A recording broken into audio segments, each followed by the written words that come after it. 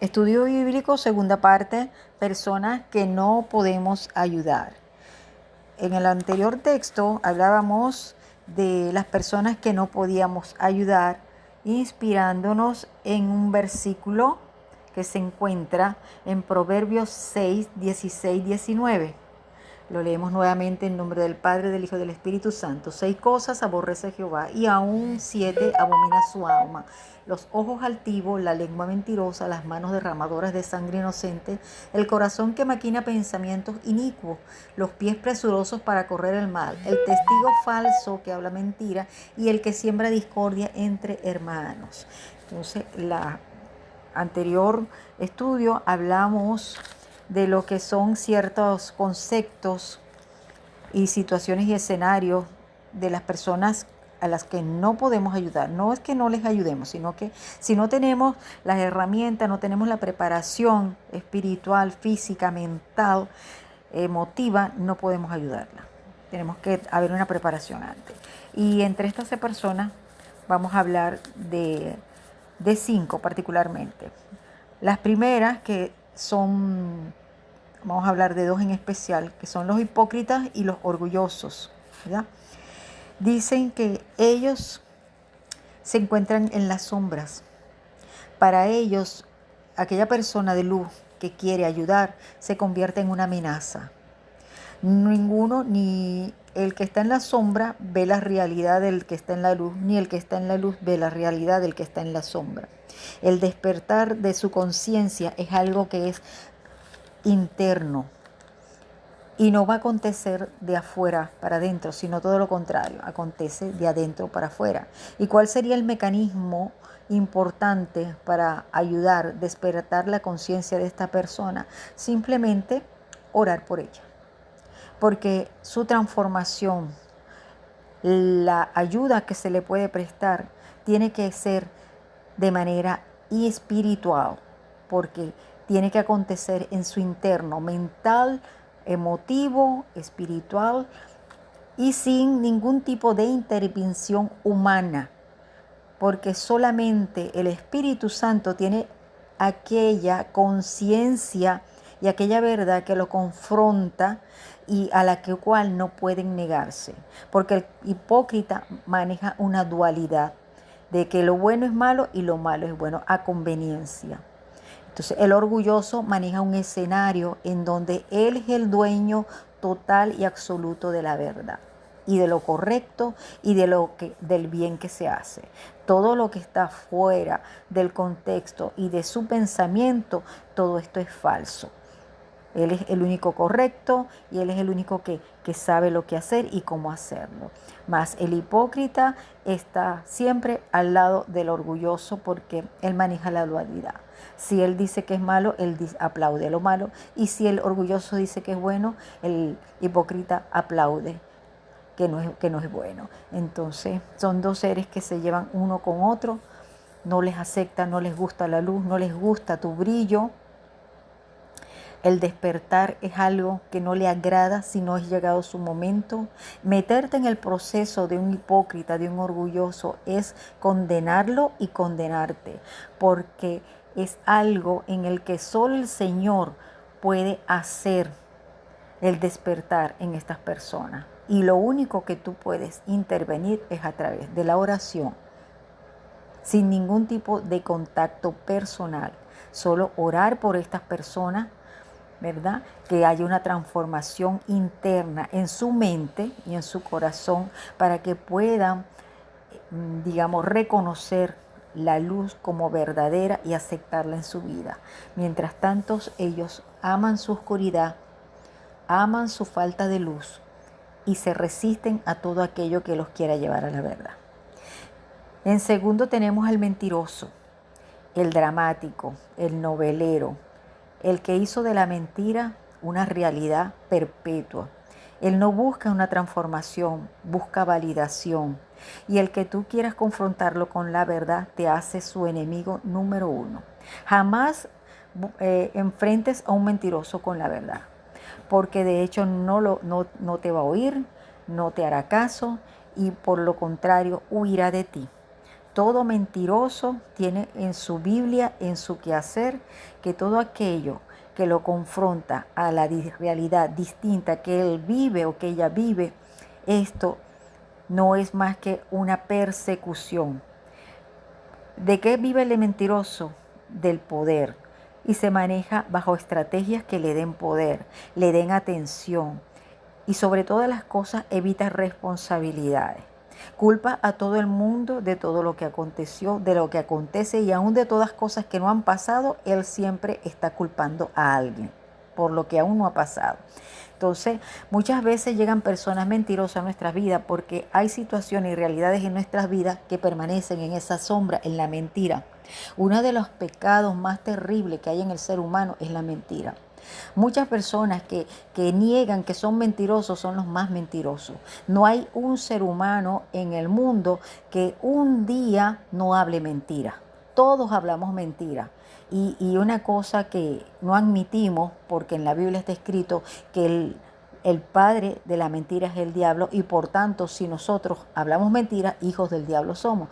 Y mucha gente niega esta realidad de la mentira que hay en su vida por no aceptar esta confrontación bíblica, que cuando mentimos somos hijos del diablo, que no somos permanentemente, pero cuando estamos en las mentiras somos hijos del diablo. Y el no reconocimiento de esta sombra en nuestra vida nos hace una perpetuidad para siempre. Es ese invisible que está eternamente en nosotros, pero lamentablemente en el lado demoníaco.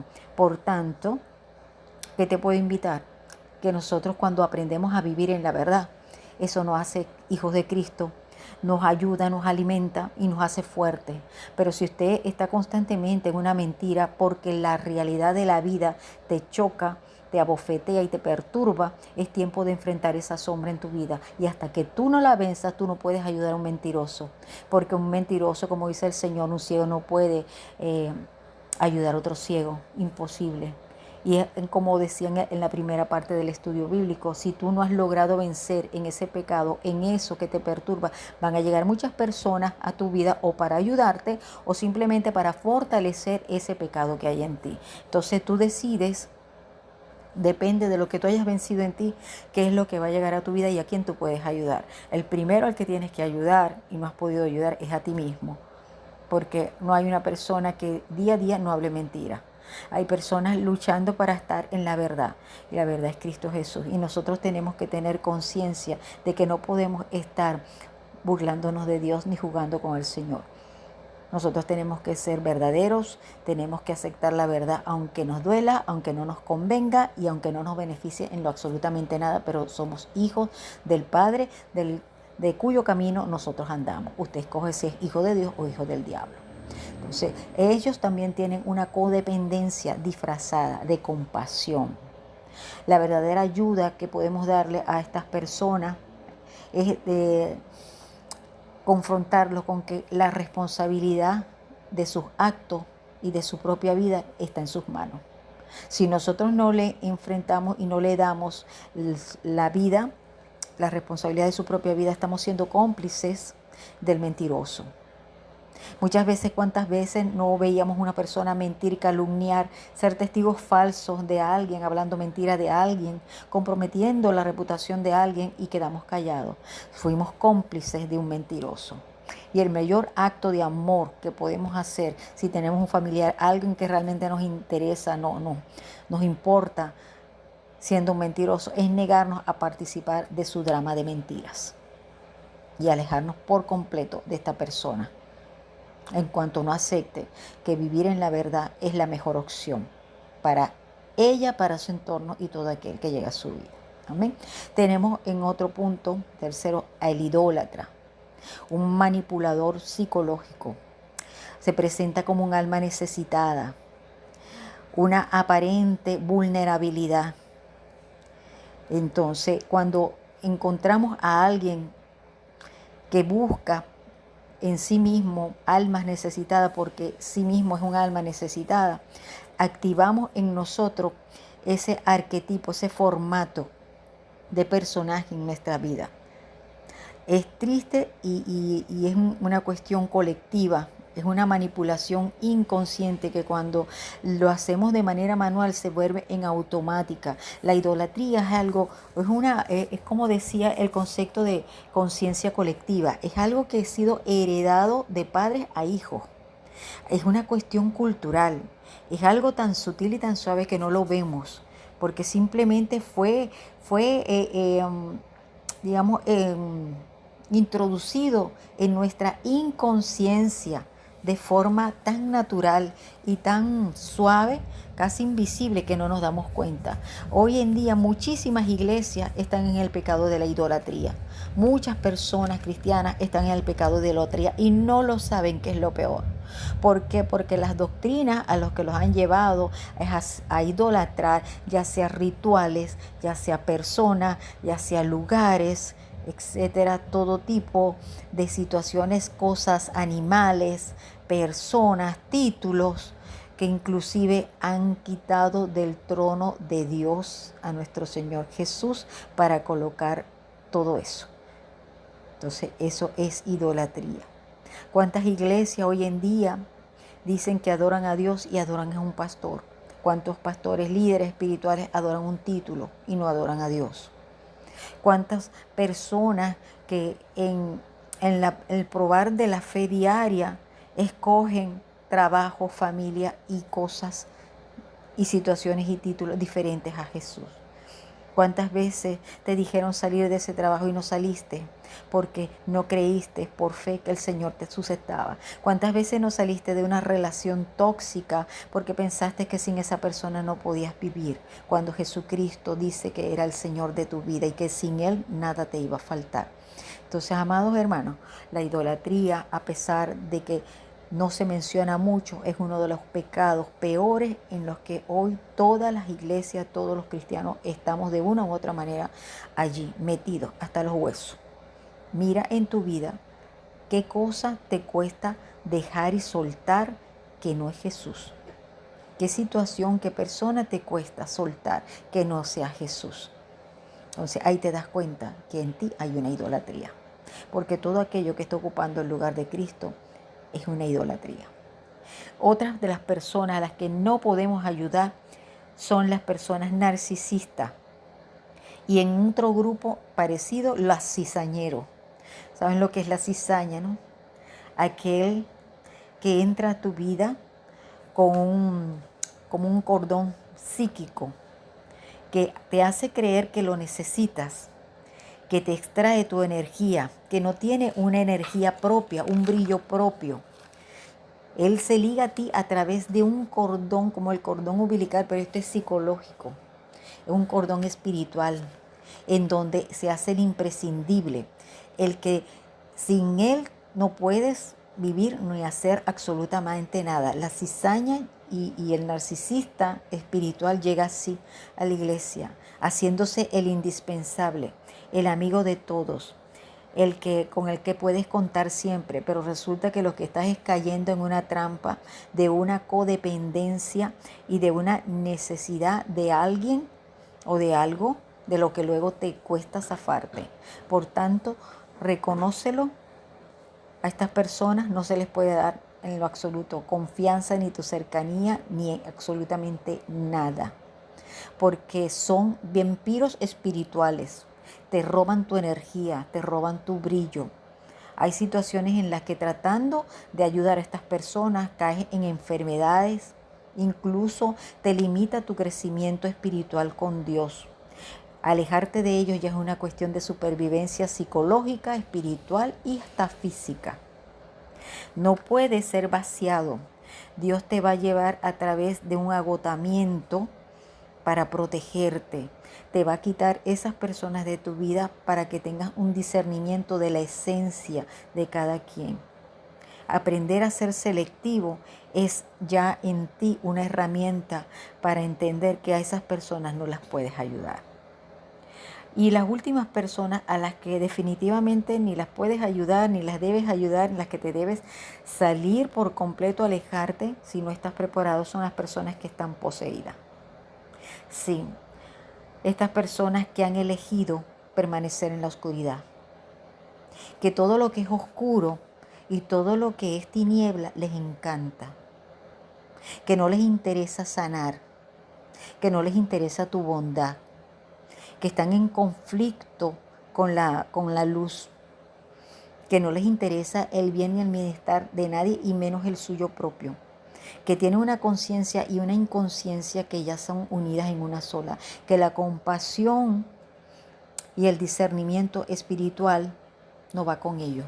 De estas personas definitivamente no tienes ninguna oportunidad de ayuda y mucho menos de tú salir librado de que dañen tu vida espiritual, de que consuman tu energía y que te lleven a caminos en donde tú ni imaginabas estar por la oscuridad que hay en ellos. Entonces, es una cuestión de sabiduría. Ayudar y poder ayudar es una cuestión de sabiduría compasiva. Si podemos ayudar, tenemos el deber de ayudar, pero también debemos tener el discernimiento de ayuda, al momento de ayudar. Porque más es lo que te puede salir tú perjudicado que lo que puedes ayudar a esa persona. Entonces, la sabiduría compasiva, dicen que sin sabiduría la compasión es ingenua y sin compasión la sabiduría es fría. Cuando unes el corazón y la mente, logras trabajar en una armonía para ti mismo y para todas aquellas personas que te rodean. Puedes ayudar genuinamente cuando tu corazón y tu mente están ligadas y están unidas a la dirección del Espíritu Santo. No es la persona que tal vez no puedas ayudar, es la manera en la que te relacionas con esas personas problemáticas y tóxicas. Es como el discernimiento que te da Dios para entenderla y ayudarla. Es saber que tu poder y tu presencia es limitada y que tu fuerza y tu sabiduría es limitado. Y en la mayor de los casos necesitas de una honestidad total para poder discernir y soltar con amor aquello que tú no puedes ayudar. Aunque sean familia, aunque sean amigos, la mejor ayuda muchas veces es entregarlos en las manos de Dios y alejarte. Porque lejos de darle una ayuda genuina, el perjuicio será grande para ti y esas personas que están en estos escenarios que te conté anteriormente. Ahora, ¿cuáles serían tus síntomas al ayudar a una persona tóxica, problemática, que tú no tienes capacidad ni tienes la sabiduría, el discernimiento para ayudarlo? Primeramente, tienes fatigas crónicas, dolores de cabeza y consecuentemente muerte espiritual. ¿Cuáles serían las estrategias cuando estás ya sumergido en este tipo de síntomas y te das cuenta que estás ayudando a alguien que era un vampiro espiritual, que era una persona a la cual no estabas capacitada para ayudar, que era alguien que lejos de traerlo a tu luz te llevó a su oscuridad? Bueno, primeramente, alejamiento. Segundo, poner límites. Mantenerte centrado en tu enfoque de tu individualización y tu crecimiento espiritual. Resistir a cualquier manipulación que sabes que no va conforme a la voluntad de Dios en tu vida. Cortar ese cordón psicológico y energético que te ligó a esa persona, que lo llamas conexión espiritual, alma gemela, cortar con todo eso porque son fábulas. La única conexión en la que tú tienes que permanecer para siempre, que es invisible pero que es íntima, es la conexión con Dios, esa conexión espiritual.